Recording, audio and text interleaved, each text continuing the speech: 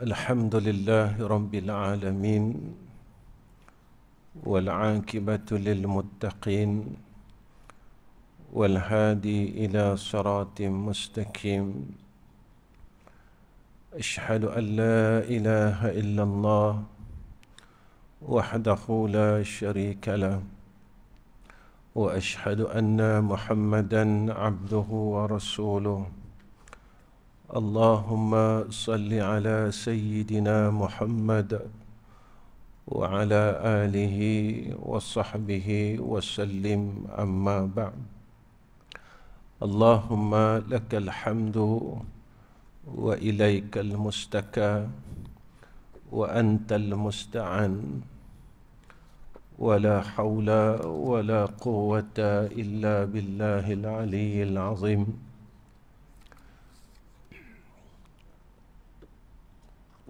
وقال نبينا محمد صلى الله عليه وسلم: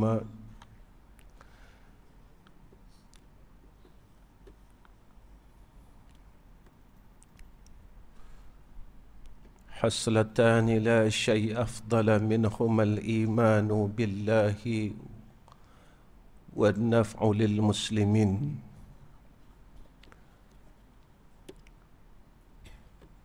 Pertama sekali kita panjatkan puji dan syukur kepada Allah Subhanahu wa taala dengan hidayah dan taufik serta i'anah dan ta'yid,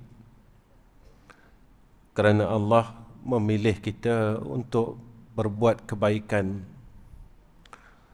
Kerana kebaikan ini satu perkara yang susah untuk dilaksanakan, dan ramai orang yang ditahan daripada berbuat baik. Ramai orang yang ditegah daripada berbuat kebaikan.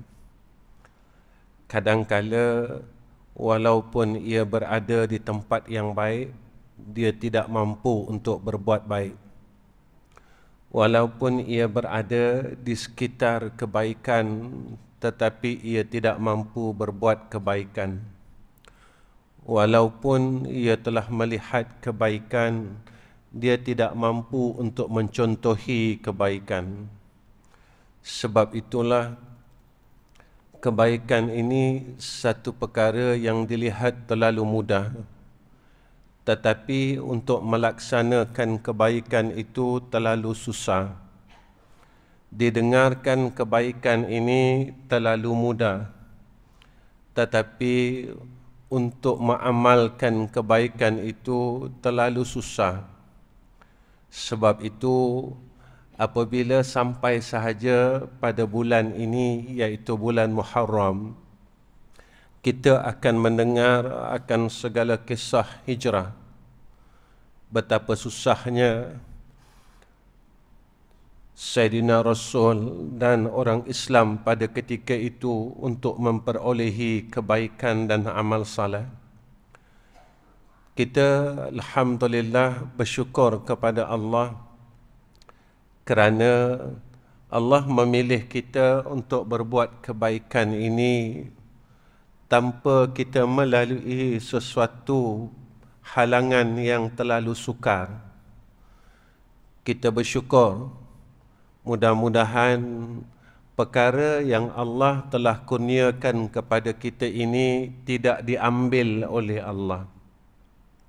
Inilah yang disebut oleh Sufyan Ats-Tsauri apabila ditanya oleh muridnya, kerana muridnya melihat Sufyan Ats-Tsauri ini menangis setiap malam. Maka dia bertanya kepada gurunya, "Wahai guruku, kenapa engkau menangis pada setiap malam? Apakah engkau takut dosa-dosa engkau tidak diampunkan oleh Allah?" Kata Sufyan Ats-Tsauri, "Aku tidak khawatir tentang dosaku kerana Allah itu Maha Pengampun. Tetapi yang aku khawatirkan saat ketika aku sakaratul maut, iman aku dicabut oleh Allah Subhanahu wa ta'ala. Maka sebab itulah Sufyan Ats-Tsauri ini menangis, merasa ketakutan. Suatu saat yang belum tiba pun di dalam kehidupannya, tetapi sentiasa berada dalam fikirannya. Kerana saat itu pasti saya dan tuan-tuan akan melaluinya. Saya dan tuan-tuan akan tempuhnya saat sakaratul maut itu. Bila saya tidak tahu dan tuan-tuan tidak tahu. Tuan-tuan yang dirahmati oleh Allah, malam ini saya ingin bawa diri saya untuk muhasabah berkenaan dengan satu pesanan Luqmanul Hakim kepada putranya. Apa kata Luqmanul Hakim? Wahai anakku, ya bunayya, wahai anakku, sesungguhnya hikmah itu apabila engkau beramal beberapa perkara. Kalau kita ingin menjadi dan duduk pada tempat orang yang ahlul hikmah, orang alim, orang yang ada ilmu, orang yang bijak, kata Luqmanul Hakim, kita menjadi hukama. Orang ilmu, orang yang ada ilmu ini, mereka ini bijak. Kenapa bijak? Kerana tubuhnya di dalam dunia tetapi hatinya berada di akhirat. Sebab itu mereka ini bijak. Kerana apa? Kerana mereka tahu tubuh ini mereka akan tinggalkan di dalam dunia. Tetapi perjalanan yang hakiki, yang seterusnya adalah perjalanan akhirat. Sebab itu tubuh ini melakukan semua urusan dunia, kerja, cari rezeki, tetapi hatinya sentiasa bergantung kepada akhirat. Setiap pekerjaannya tidak keluar daripada perjalanan akhirat itu sendiri. Inilah orang bijak. Inilah orang yang dikurniakan hikmah oleh Allah Subhanahu wa Ta'ala. Apa kata Luqmanul Hakim kepada anaknya? Wahai anakku, lakukan beberapa perkara. Yang pertama, kata Luqmanul Hakim, engkau hendaklah menghidupkan hati yang mati. Orang yang bijak, dia sentiasa hidupkan hati yang mati. Hati ini, tuan-tuan, adalah suatu perkara yang besar tetapi tidak dipedulikan orang lain. Dan kadang-kala diri ini sendiri tidak mempedulikan akan hati yang berada di dalam jiwa kita.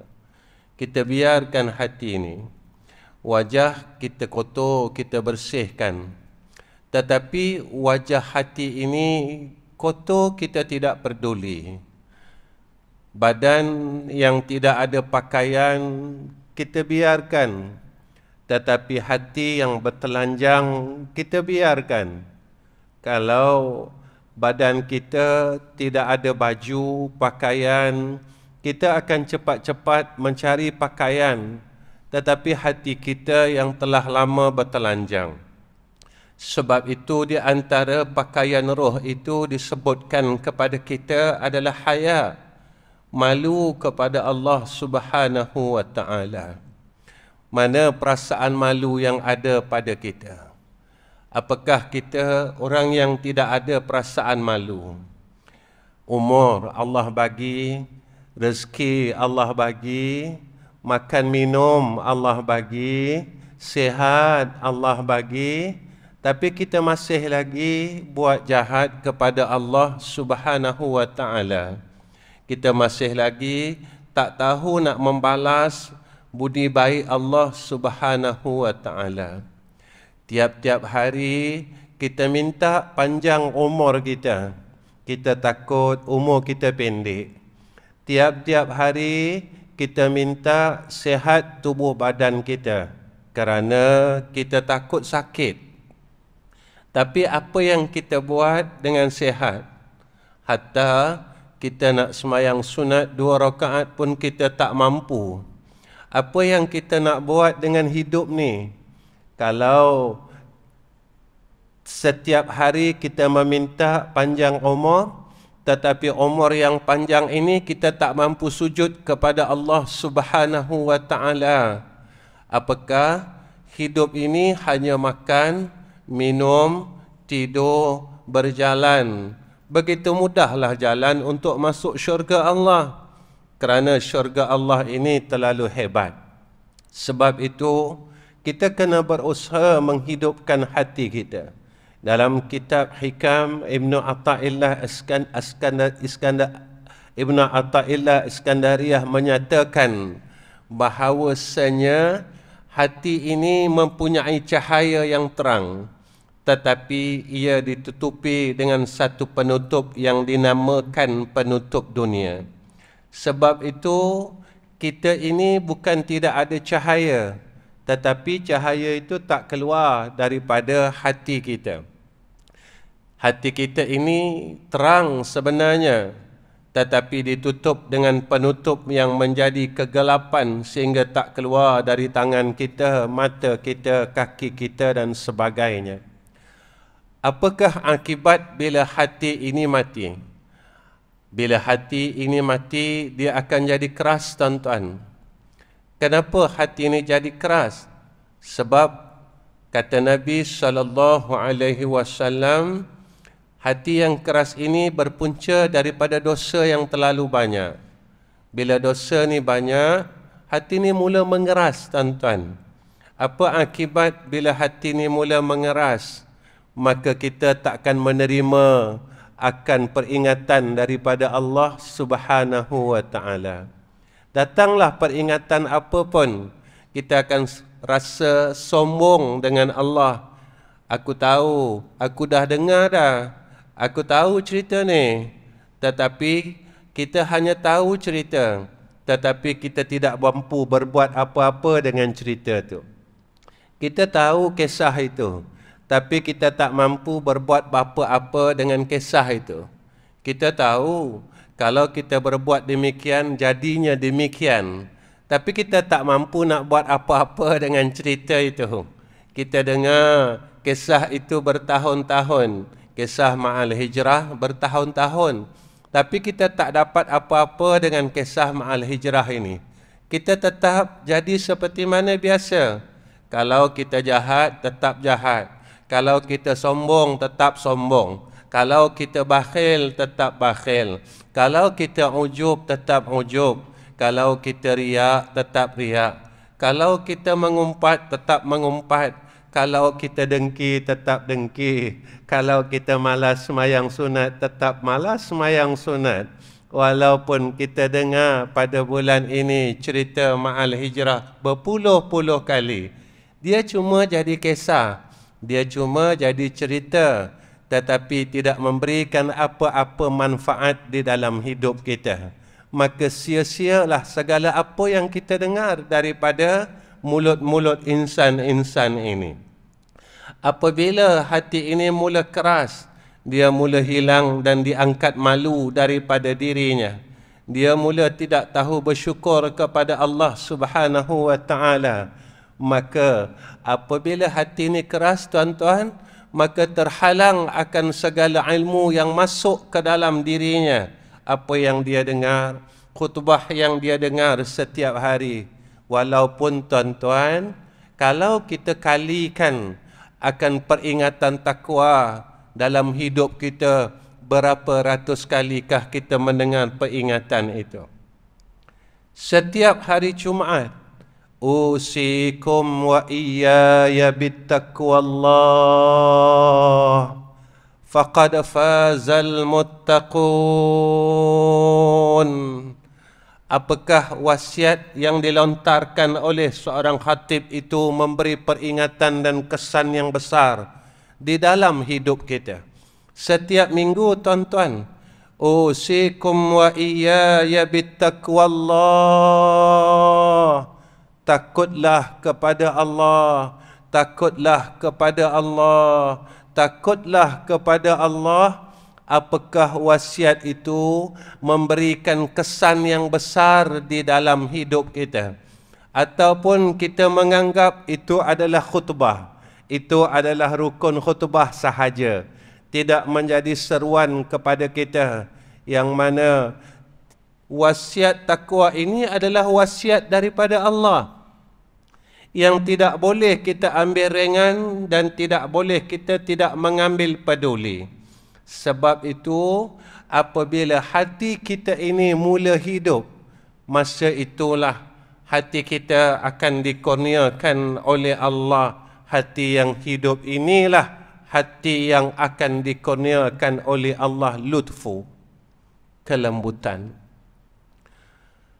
Masa itu ketika kita membaca Al-Quran, iman kita akan dinaikkan oleh Allah. Masa itu ketika kita mendengar peringatan setiap minggu, maka kita semakin takut kepada Allah. Kerana setiap minggu kita diingatkan, takutlah dengan Allah. Macam mana takut dengan Allah? Jadilah mulut yang takut dengan Allah, mata yang takut dengan Allah, telinga yang takut dengan Allah, kaki yang takut dengan Allah, tangan yang takut dengan Allah, perut yang takut dengan Allah, anggota yang takut dengan Allah. Jadilah suami yang takut dengan Allah, jadilah isteri yang takut dengan Allah, jadilah anak yang takut dengan Allah, jadilah masyarakat yang takut dengan Allah. Tapi kalau peringatan itu tidak memberikan apa-apa kesan di dalam hidup kita, kita takut apa yang Allah sebut dalam Quran itu, kita termasuk dalam golongan itu. Khatamallahu ala qulubihim wa ala sam'ihim wa ala absarihim ghishawa. Rupanya hati kita dah lama mati dah. Telinga kita dah lama mati dah. Mata kita dah lama mati dah. Mana hati yang mati? Hati yang mati, hati yang tak langsung tidak mahu menerima peringatan. Walaupun tiap-tiap minggu kita diingatkan, inna hadhihi tazkirah. Rakaat kedua semayang subuh pagi Jumaat. Inna hadhihi tazkirah, inna hadhihi tazkirah. Tapi kita tak jadi apa-apa, tuan-tuan. Tiap-tiap minggu, tuan-tuan, Allah ingatkan kita. Tapi hati kita ini terlalu keras. Kita tak sedar bahawa hati kita semakin hari semakin nak dimatikan oleh Allah Subhanahu wa ta'ala. Pendengaran kita mula nak dimatikan oleh Allah. Macam mana pendengaran yang dimatikan oleh Allah? Dengarlah ayat Allah berpuluh-puluh beribu-ribu kali, tapi kita tidak mahu berubah. Mata kita dimatikan oleh Allah. Tengoklah kebaikan macam mana sekalipun kita tidak mahu berubah. Jangan sampai hati kita dimatikan oleh Allah Subhanahu wa ta'ala. Maka tuan-tuan, maka orang yang bijak, orang yang mempunyai hikmah, kata Luqmanul Hakim, mereka ini berusaha menghidupkan hati yang mati. Yang kedua, kata Luqmanul Hakim, kalau kita nak dapat hikmah, bergaullah dengan orang miskin, kata Luqmanul Hakim. Rajin duduk dengan orang miskin. Rajin sama-sama dengan orang miskin. Kenapa, tuan-tuan? Kalau nak belajar redha, duduk dengan orang miskin. Tuan-tuan, siapa yang tak redha dengan Allah, tak redha dengan takdir Allah, Allah suruh cari dunia lain, alam lain.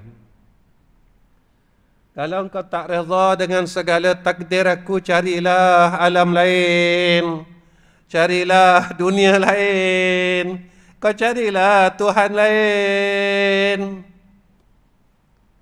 Tuan-tuan, kita banyak kadang-kadang tak redha dengan takdir Tuhan. Takdir yang baik kita suka. Bila takdir itu tak baik, kita merungut, kita tak boleh jadi orang sabar. Kita tak perasan ke tuan-tuan, takdir yang berlaku ini daripada Allah. Tidak siapa boleh membuat takdirnya sendiri. Tuan-tuan, boleh kita halang dapat sakit. Siapa tahu tuan-tuan, tiba-tiba jantung dia sumbat. Tuan-tuan boleh halang jantung sumbat. Saya tak boleh halang tuan-tuan. Tuan-tuan pun tak boleh halang. Siapa yang sumbatkan jantung kita? Si pentakdir kita. Siapa? Allah. Sebab itu tuan-tuan, kita ini kena ada sifat redha dengan Allah. Orang yang redha inilah orang yang dikasihi Allah.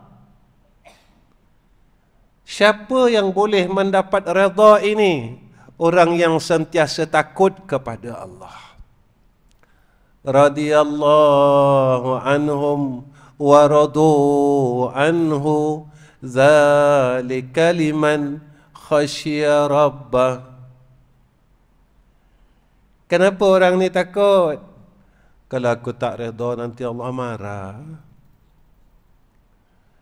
Kalau aku tak redha ni Allah benci aku. Kalau aku tak redha ni Allah bagi seluruh dunia ni pada aku, tapi Allah bagi dengan kebencian. Allah bagilah umur ni, tapi umur yang Allah bagi dekat aku tak mampu pun nak bangun sembahyang malam. Rupanya Allah tambahkan umur aku, Allah iringkan kebencian. Kau mintakan panjang umur, aku bagi. Tapi umur yang aku bagi ini akan menjadi sia-sia pada kita. Kau minta harta kan, aku bagi. Tapi harta yang ada pada kita menjadi sia-sia pada kita. Kita tak boleh buat baik. Tuan-tuan, sampai satu masa kita takkan mampu genggam air botol ni. Sampai nanti masa ni kita nak genggam air botol ni lemah aja. Kita tak larat nak genggam. Kita tak macam zaman muda kita dulu. Kita dah tak larat dah tuan-tuan, tak mampu dah. Kita dah tak mampu nak genggam. Sampai satu masanya saya dan tuan-tuan akan melalui sampai zaman itu. Tuan-tuan, ketika sampai zaman itu apa yang kita perlu buat? Kita dah tak mampu genggam dunia ni dah. Genggamlah akhirat. Lepaskanlah dunia pelan-pelan. Belajarlah melepaskan dunia ini secara pelan-pelan dan redha. Redhalah kita untuk lepaskan dunia ni. Belajar, tuan-tuan, kena belajar. Saya sendiri pun tidak mampu untuk genggam sekuat-kuatnya. Tuan-tuan, sampai satu masa nanti saya akan terlepas botol ini. Sampai satu masanya. Dan Allah ajar kita, kau belajarlah untuk redha melepaskan kehidupan ini beransur-ansur.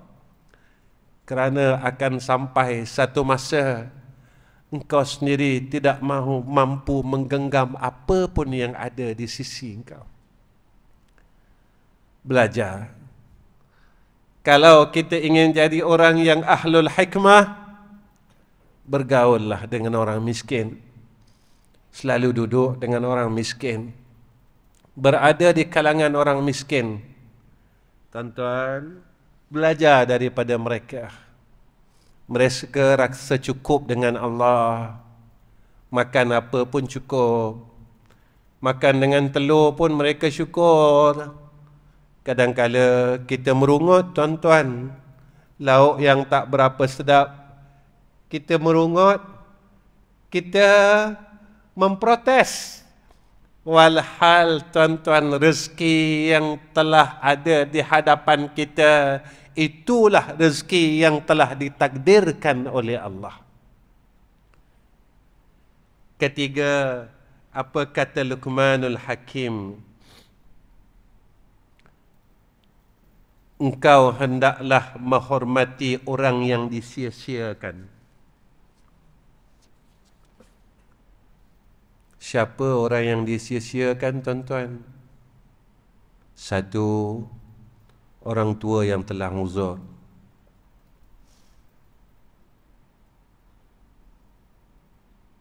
Kita dah masuk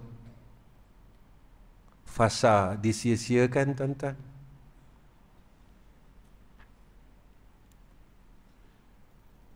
Kita dah masuk fasa ni. Fasa kita disia-siakan. Tuan-tuan, saya pernah pergi rumah orang tua-tua, tuan-tuan, nangis saya. Saya duduk dengan mereka dan mereka peluk saya, tuan-tuan. Saya tanya, anak-anak mereka bukan anak yang susah.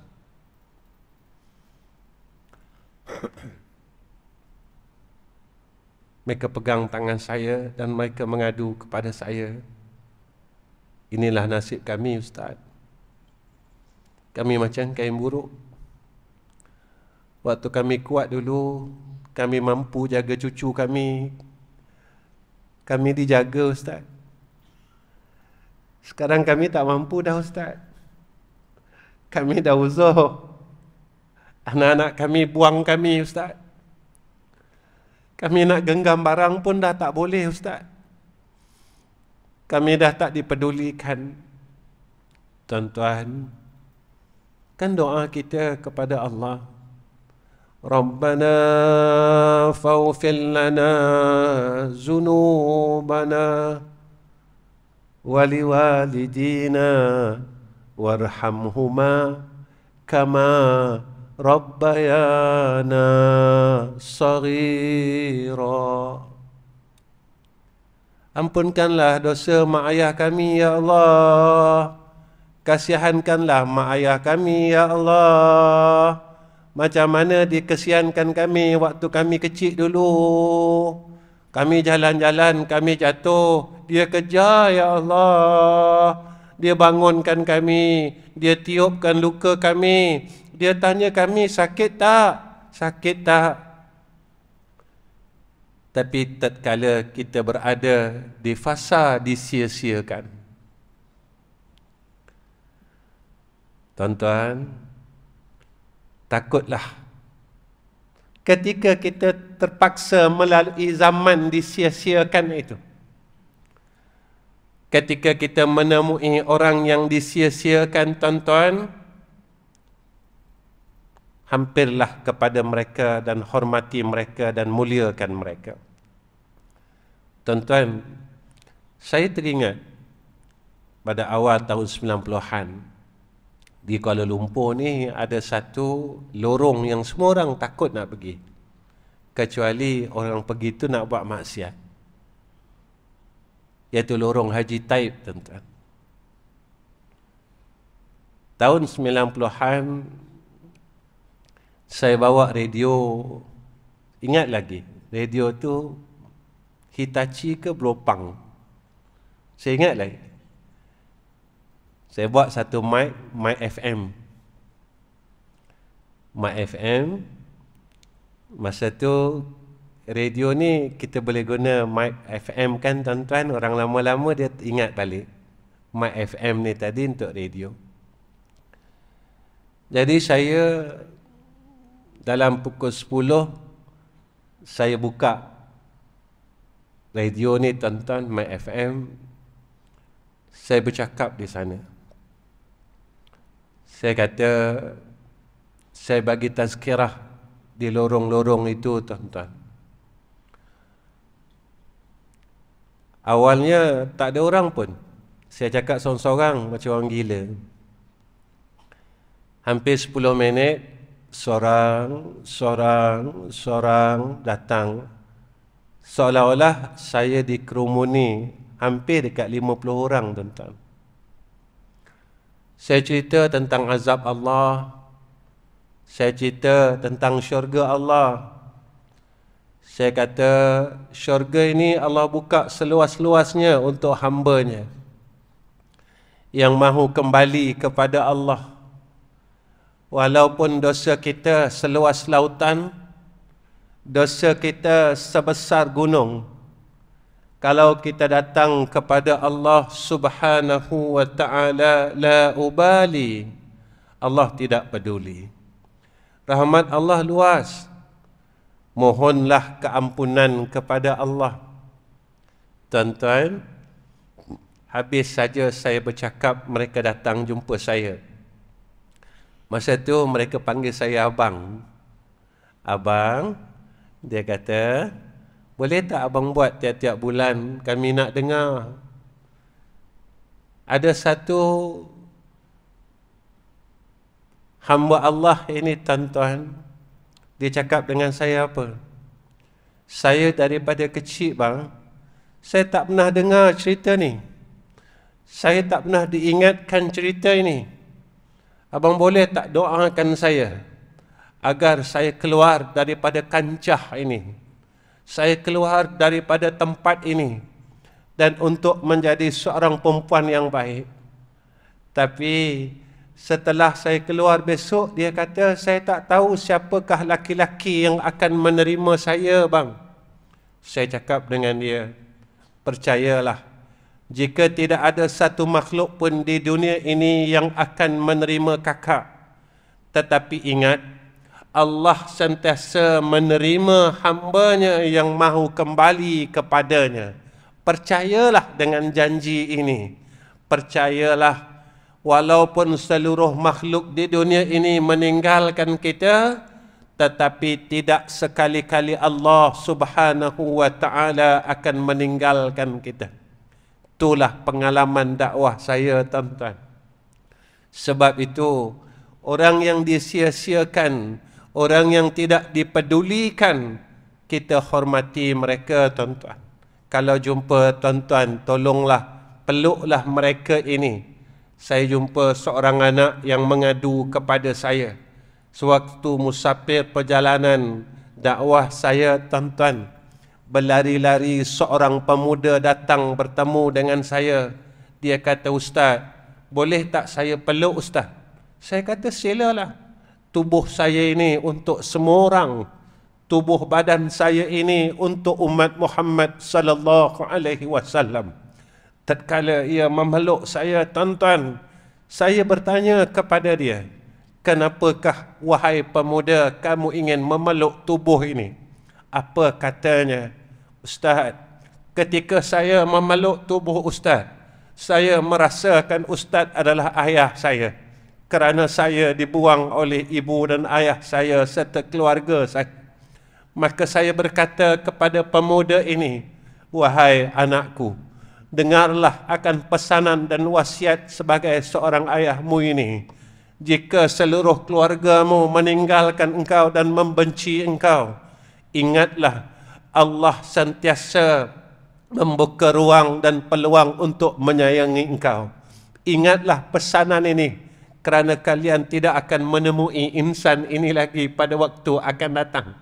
Tuan-tuan, apa katanya kepada saya? Ustaz, terima kasih atas nasihat ini. Mudah-mudahan satu hari saya akan menemui keluarga yang dapat menerima saya. Tuan-tuan, ramai orang di keliling kita yang disia-siakan. Ramai makhluk di keliling kita yang tidak menerima kasih sayang. Ramai orang yang dibuang kerana kemiskinan.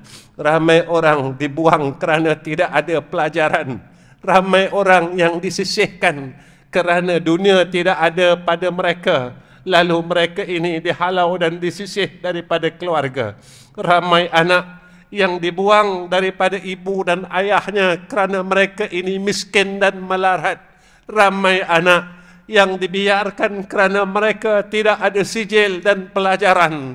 Mereka ini merana, merayu, meronta, sehingga kan asbab-asbab ini mereka menjadi jahat. Tuan-tuan, kalau kita jumpa mereka, berikan kasih sayang kepada mereka, tuan-tuan. Kalau kita menemui mereka, santunilah mereka. Inilah orang yang bijak. Kerana apa, tuan-tuan? Sebenarnya Islam ini adalah agama kasih sayang. La yu'minu ahadukum hatta yuhibba li akhihi ma yuhibbu li nafsihi. Sebab itu, tuan-tuan, ingatlah permulaan ayat dalam Al-Quran adalah ayat kasih sayang. Bismillahirrahmanirrahim. Allah ni sayang kita. Allah ni kasihkan kita. Allah ini terlalu sayang dan berbuat baik kepada kita. Maka gunakanlah segala nikmat yang ada pada kita untuk kita lontarkan kasih sayang itu. Tuan-tuan, kita tak mampu menyayangi semua orang. Tetapi kita kasihlah orang yang berada di sekeliling kita. Belajarlah untuk tidak membenci orang lain. Apa kata Luqmanul Hakim? Engkau hendaklah memerdekakan hamba. Zaman ini dah tak ada hamba, tuan-tuan. Tetapi hamba ni, tuan-tuan, kriteria dia orang miskin. Ketika kita jumpa fuqara dan masakin, tolonglah mereka. Kalau kita tolong mereka, tolonglah mereka, tuan-tuan, dengan hati yang rendah diri. Kalau kita jumpa fakir miskin, tolonglah mereka dengan kasih sayang. Tuan-tuan, ketika kita membantu mereka, ingat, satu perkara yang orang sia-siakan ketika mereka berjumpa fuqara dan masakin, ketika kita menyampaikan satu hajat saudara Islam kita, Allah akan menyampaikan hajat kita besok dekat akhirat.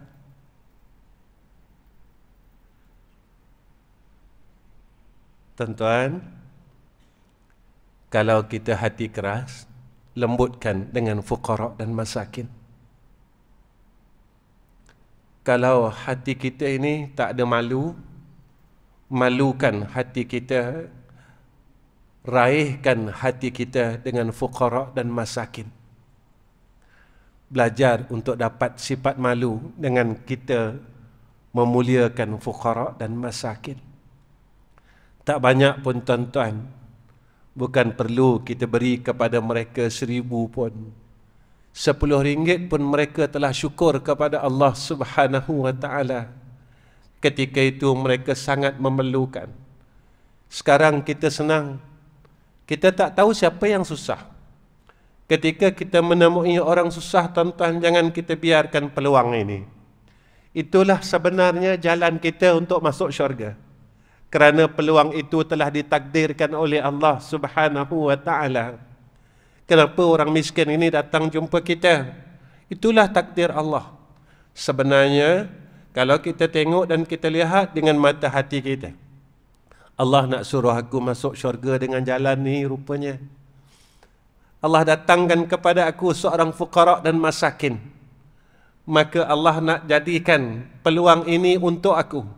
Kenapa Allah bagi aku peluang ini? Sebab Allah berikan kepada aku kemudahan walaupun tidak banyak daripada sudut dunia. Tetapi aku melebihi akan dunia ini daripada orang yang pernah aku temui dan aku jumpai. Percayalah, tuan-tuan. Di madrasah kami, berbagai golongan yang ada. Orang yang tak ada apa-apa, tuan-tuan. Siapa yang duduk madrasah saya, tuan-tuan, semuanya saya bagi belanja setiap bulan. Kadang orang hairan tanya saya, Ustaz bagi duit pada semua orang yang duduk sekolah Ustaz? Ya. Siapa pun. Walaupun saya tak mampu banyak, tuan-tuan. Walaupun saya mampu bagi seorang RM500, RM400, orang tua-tua yang duduk di madrasah kami tak ramai pun, ada 5-6 orang. Tapi saya cakap dengan diri saya dan saya mengadu dengan Allah.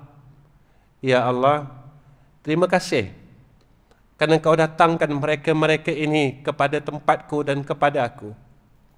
Mudah-mudahan apa yang aku buat selama hidup ini, sebelum aku tutup mata menemui Engkau, Ya Allah, Kau terima amalan ini.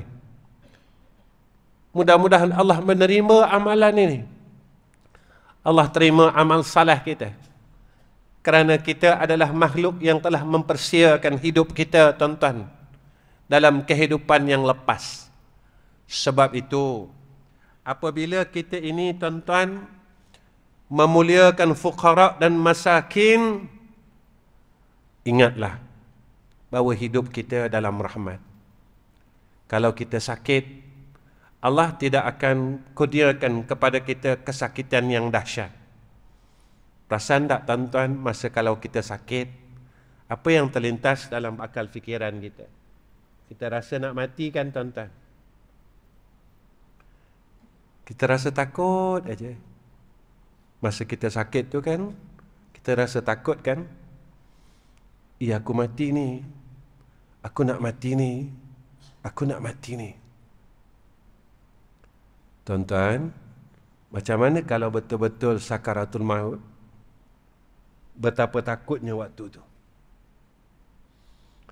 Masa kita sakit itu, kita dah rasa ketakutan itu, ketakutan mati itu. Macam mana keadaan saat benar-benar nak mati, tuan-tuan? Betapa takutnya saat itu. Saya tanya diri saya dan tuan-tuan bertanya dengan diri tuan-tuan.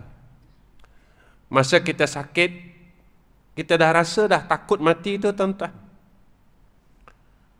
Boleh tak kita menghadapi ketakutan sakaratul maut? Boleh tak kita hadap sungguh-sungguh akan ketakutan sakaratul maut? Ini yang selalu saya fikirkan dalam hidup saya. Tuan-tuan, Luqmanul Hakim mengatakan, kalau kita mahukan hikmah, hendaklah engkau memberikan persinggahan bagi musafir. Pasal apa, tuan-tuan? Pasal orang musafir ni doa dia makbul. Lagi satu, sebab kita meringankan akan kemudahan orang Islam yang lain. Tuan-tuan, perasan tak di Pantai Timur ni ada dulu trend kita buat wakaf. Bukanlah orang Pantai Timur, bukan kita, minta maaf, suka buat wakaf-wakaf untuk orang rehat. Inilah orang ulama dulu, tuan-tuan. Mereka beramal dengan ilmu yang apa mereka ada. Mereka memudahkan akan persinggahan musafir ini. Ini hebatnya, tuan-tuan, ulama-ulama terdahulu. Ulama terdahulu, tuan-tuan, mereka sentiasa memikirkan ummah. Kalau kita lihat kembali zaman kita muda dulu, tuan-tuan, setiap malam Jumaat kita akan baca Yasin, kemudian kita minta orang kampung bawa makanan seorang sikit. Tradisi itu kita telah tinggalkan. Sebenarnya hebatnya ulama dulu, mereka cantumkan kasih sayang ini. Ilmu yang mereka ajar kepada kita, lalu mereka budayakan. Ini yang dikatakan ulama dahulu terlalu hebat. Mereka bukan ajar ilmu, tetapi mereka membudayakan ilmu. Mereka mengharapkan seluruh masyarakat di sekeliling menjadikan ilmu itu satu budaya. Tetapi zaman ini ilmu sekadar ilmu. Siapa yang banyak ilmunya, dia akan diangkat. Tetapi kita lihat apa yang ada dalam Quran. Allah mengangkat seseorang yang berilmu itu sebanyak mana takwanya, bukan sebanyak mana ilmunya. Sebab itu tuan-tuan, kita kena berhati-hati dalam perjalanan hidup ini. Kerana kita takut ditipu oleh diri kita sendiri. Kita rasa kita orang saleh, sebenarnya kita adalah fasik. Kita rasa kita ahlul zikri, sebenarnya kita ahlul ghaflah.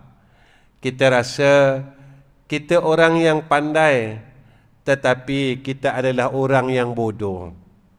Kita tidak mahu bahawa diri kita tertipu dengan diri kita sendiri. Sebab itu, orang yang bijak ini adalah orang yang menjadikan ilmunya untuk dapat mengingati Allah Subhanahu wa ta'ala. Ilmu yang dia tuntut, ilmu yang ia belajar, menjadikan ia hampir kepada Allah, ingat kepada Allah. Kalau ilmu yang ada pada kita menjadikan kita lupa kepada Allah, kita adalah sebodoh-bodoh manusia. Sebab itu tuan-tuan, Luqmanul Hakim pesan kepada kita, kalau kita ingin menjadi orang, kalau kita ingin dikurniakan hikmah, muliakanlah orang yang berhak dimuliakan. Kita belajar muliakan orang. Siapa yang kita nak muliakan? Orang tua-tua, tuan-tuan. Ini perintah Nabi. Nabi suruh muliakan orang tua-tua. Malam ini saya nasihatkan sekalian pemuda-pemuda yang hadir. Muliakanlah orang tua-tua. Muliakan mereka. Kerana apa, tuan-tuan? Kerana kami orang tua-tua ini yang hampir umur 60 tahun, nak masuk 60, yang dah 70, yang dah 80.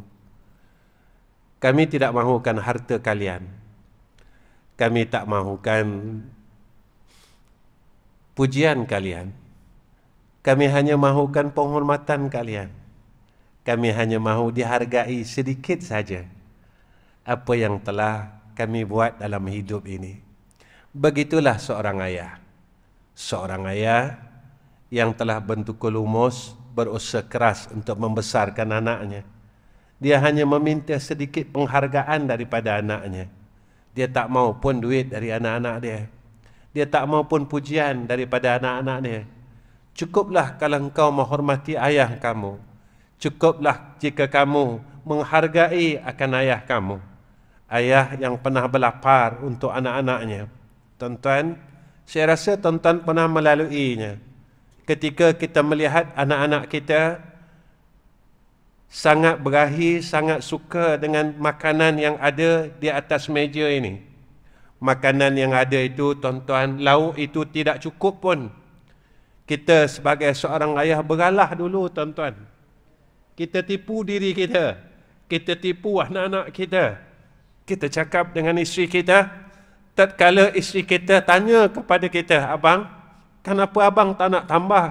Selalu abang tambah. Selalu abang tambah nasi. Selalu abang tambah lauk.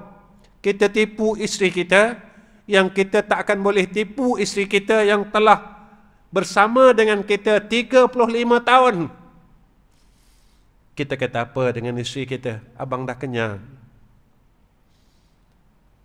Sebenarnya kita mengalah untuk anak-anak kita. Kita biarkan anak-anak kita untuk dapat makan yang puas, minum yang puas. Walaupun sebagai seorang ayah masih menginginkan makanan itu, tetapi demi anak-anaknya ia sanggup mengundurkan diri. Pengorbanan yang tidak dipandang oleh anak-anak, pengorbanan yang tidak dinilai oleh seorang anak, itulah yang telah kita lakukan selama hidup kita. Saat mereka memerlukan duit, Saat itu kita berkata kepada mereka, insya-Allah ayah akan usahakan. Dan mereka tidak tahu saat itu kita sangat tidak ada harta pada waktu itu. Mereka tak tahu, tuan-tuan, kita gadaikan maruah kita dengan kita meminjam kepada jiran kita, yang tidak langsung diketahui oleh anak kita yang kita rahsiakan puluhan tahun.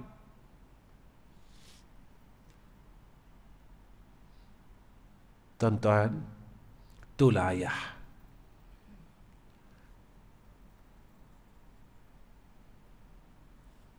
Saat kita ingin dihargai, mereka tidak menghargai kita. Sebab itu, hebatnya anak ini. Walaupun dia pandai, walaupun dia banyak ibadat, tetapi dia telah mengguriskan hati seorang ayah. Saat itu pintu neraka untuk mereka. Saat itu pintu neraka terbuka luas untuk mereka. Dan Allah tutup pintu syurga untuk mereka. Maka saya berpesan kepada anak-anak sekalian, hargailah ayah kalian saat ayah kalian masih hidup. Hargailah ibu kalian saat ibu kalian masih hidup, agar kalian dapat masuk syurga Allah dengan redanya ibu dan ayah. Kemudian kata Luqmanul Hakim,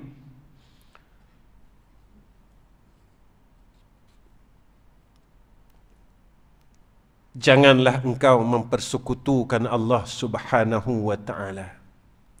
Tuan-tuan, Allah sebut dalam Quran seperti mana dalam surah Luqman, la tusyrik billah. Janganlah kita mempersekutukan Allah, menduakan Allah. Jangan duakan kasih sayang. Jangan duakan arah tujuan. Tuan-tuan, syirik jali ni biasanya insya-Allah kita boleh jaga. Tapi yang susahnya syirik khafi. Syirik khafi ni susah jaga, tuan-tuan. Kita jatuh bangun dengan syirik khafi. Kadang-kadang kita terasa sombong. Kadang-kadang kita terasa kita ni lebih baik. Kita rasa bongkak. Tuan-tuan, pada akhir kuliah saya ini, saya berpesan untuk diri saya. Cukuplah dengan kesombongan kita kepada Allah. Sebab kesempatan hidup kita ni tak lama lagi. Peluang untuk kita hidup ini tidak lama lagi. Seperti mana yang tuan-tuan lihat di sekeliling tuan-tuan dan saya melihat di sekeliling saya. Alam ini terlalu huru-hara. Cuaca sudah tidak menentu. Keadaan umat terlalu tenat. Maka zaman ini yang Nabi kata, zaman hampir hancurnya dunia ini. Mudah-mudahan tuan-tuan, masa yang tidak lama yang Allah bagi kepada kita dan dunia ini, gunakan kesempatan ini untuk kita berusaha menjadi insan yang baik pada sisi Allah. Janganlah menduakan Allah. Teruskanlah perjuangan untuk kita menjadi hamba yang saleh, untuk kita mengharap rahmat daripada Allah Subhanahu wa ta'ala, agar kita besok di akhirat dipandang oleh Allah Subhanahu wa ta'ala. Tuan-tuan yang saya kasih sekalian, pada akhir kuliah saya ingin mohon maaf pada seluruh jamaah yang hadir. Dan pada akhir kuliah saya ada satu permintaan. Pada masa yang akan datang, tolonglah jangan panggil saya Tuan Guru. Sebab saya ni bukan orang alim. Saya ni orang bodoh, tuan-tuan. Tolong jangan gelar saya dengan gelaran Tuan Guru. Kalau tuan-tuan tahu ilmu saya, tuan-tuan akan membenci saya. Kalau tuan-tuan tahu had ilmu yang ada pada saya, tuan-tuan akan hina saya. Tetapi Allah tutup aib itu. Allah tutup akan kebodohan itu. Tuan-tuan, saya amat berharap pada semua orang, dan orang yang melihat live ini pun, tolonglah jangan gelar saya sebagai tuan guru. Saya cuma pengemis kasih sayang. Saya cuma pengemis rahmat Allah. Saya cuma minta sebagai pengemis untuk masuk syurga Allah. Saya cuma seorang pengemis yang minta agar tak dimasukkan ke dalam neraka Allah. Itu saja insan ini yang berada di hadapan tuan-tuan. Saya bukan siapa-siapa tuan-tuan. Kalau boleh, kalau pengerusi panggil saya ustaz pun tak payah pun tak apa. Tuan-tuan boleh panggil saya dengan saudara Ahmad Rizam pun tak apalah, saya redha tuan-tuan. Memang itu nama saya. Dan nama itu yang akan dipanggil oleh ayah saya, abah saya besok di yaumul akhirah. Nama yang abah saya bagi inilah nama itu yang akan dipanggil oleh ibu saya juga besok di sana. Tuan-tuan, macam mana panggilan kita di dalam dunia, begitulah panggilan itu akan dipanggil besok oleh keluarga kita di sana. Ingat bahawasanya dunia ini terlalu akhir, masanya terlalu dekat. Maka saya berpesan untuk diri saya, berubahlah menjadi hamba yang lebih baik. Sebab itu pada akhir kalam ini saya melihat satu kalam hukama, janganlah kita ingin lebih baik daripada orang lain, tetapi biarlah kita ingin lebih baik daripada diri kita yang sebelumnya. Janganlah kita ingin lebih baik daripada orang lain, tetapi biarlah kita inginkan kita lebih baik daripada diri kita sebelumnya, supaya kita menjadi orang yang dirahmati oleh Allah Subhanahu wa taala. Dan akhir kalam berkenaan dengan madrasah, yang mana sekarang ini kita sedang untuk siapkan shilling madrasah dan wiring madrasah, kerana dulu kita sedang mencari dana untuk tile madrasah. Alhamdulillah dana tile tu dah selesai tuan-tuan, 25,000. Cuma sekarang ini kita nak cari dana shilling, dan besinya semua dah pasang. Kita tengah tunggu material daripada pemasang shilling tersebut. Jika tuan-tuan ingin sama-sama dengan kami, kos shilling sahaja iaitu RM45,000. Kalau tuan-tuan ingin sama-sama dengan kami untuk pasang shilling itu, tuan-tuan boleh bertemu dengan Din Al-Barakah dan juga dengan berbahagia Tuan Haji Zaini yang terlibat dalam pengurusan pembinaan tersebut. Tuan-tuan bolehlah menemuinya. Dua orang ini di Kuala Terengganu. Mereka adalah keluarga saya, dan sebenarnya seluruh rakyat Terengganu adalah keluarga saya. Kerana apa tuan-tuan? Saya amat berterima kasih kepada seluruh umat Islam dan orang-orang di Terengganu. Sepanjang saya bina Darul Atik Dakwah Center di Kampung Gemuruh ini, adalah satu perkara yang terlalu ajaib dalam hidup saya. Sebab saya pernah buat sekolah di Selangor atas nama Raudatul Ulum. Saya bersusah payah tuan-tuan. Saya seorang-seorang aja. Saya tak ada kawan, saya cuma ada isteri dan anak-anak, untuk siapkan surau, siapkan bangunan asrama. Tetapi Darul Atik Dakwah Center ini, saya tak banyak fikir tentang perkara pembinaan. Semua kawan-kawan di Kuala Terengganu ini, mereka fikirkan untuk saya. Betul tuan-tuan, kadang-kadang saya menangis seorang-seorang. Sekolah itu digembar-gemburkan nama saya, tapi saya tak banyak fikir pun tentang sekolah itu. Dana mereka tolong carikan, mereka tolong usahakan. Tuan-tuan datang ke madrasah, tuan-tuan tolong berikan sumbangan ini. Saya dengar ada orang hantar simen, orang hantar itu, orang hantar ini. Cuma namanya nama saya, tuan-tuan. Jadi saya rasa anugerah daripada Allah, dan orang Terengganu ini adalah orang yang hebat pada sisi Allah. Malam ini saya ambil kesempatan, saya mengucapkan terima kasih pada seluruh jamaah Terengganu. Saya ucapkan terima kasih, terima kasih, terima kasih kerana seluruh jamaah Terengganu membantu untuk membina Darul Atiq Dakwah Center ni.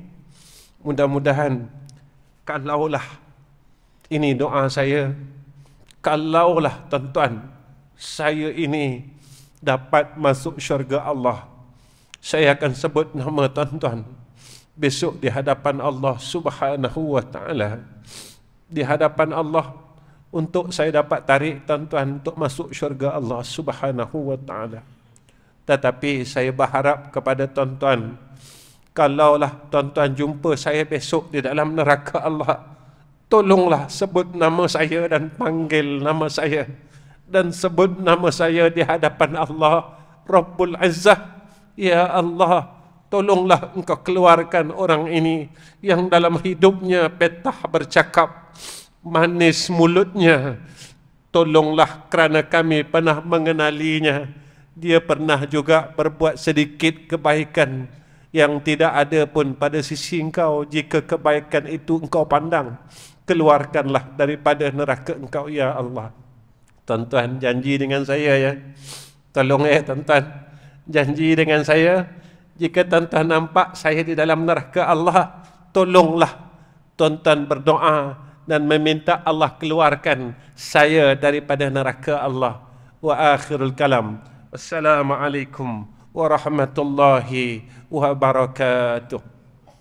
Bismillahirrahmanirrahim. Alhamdulillahi Rabbil Alamin. Wassalatu wassalamu ala ashrafil anbiya wal mursalin wa ala alihi wa sahbihi ajma'in. Ya Allah, tolonglah berikan ruang dan kesempatan untuk kami berbuat kebaikan, dan setiap kebaikan yang kami buat, tolonglah terima, ya Allah. Ya Allah, jika kami masih lagi tidak dapat meninggalkan kejahatan dan menjadi orang baik, tolonglah pimpin kami, ya Allah. Tolonglah kurniakan atas kami hidayah dan taufik-Mu, sehingga kami dapat menjadi orang saleh pada sisi Engkau, ya Zal Jalali wal Ikram. Ya Allah, muliakan kami dengan kemuliaan-Mu, ya Allah. Tutuplah segala aib-aib kami, ya Arhamar Rahimin, dengan keelokan-Mu di dunia dan di akhirat. Ya Allah, tutuplah segala kebodohan kami dengan ilmu-Mu, ya Allah. Ya Allah, jadikan kami sentiasa mengasihi orang di sekeliling kami, dan orang di sekeliling kami mengasihi kami, ya Allah, seperti mana yang dibuat oleh Sayyidina Rasulina Muhammad sallallahu alaihi wasallam di dunia dan hinggalah besok di akhirat, ya Zal Jalali wal Ikram. Allahumma inna nas'aluka imanan kamila wa qalban khashi'a wa yaqinan sadiqa wa dinan qayyima wa rizqan halalan tayyiba. Wa sallallahu ala sayyidina Muhammad wa ala ahli sayyidina Muhammad walhamdulillahi rabbil alamin.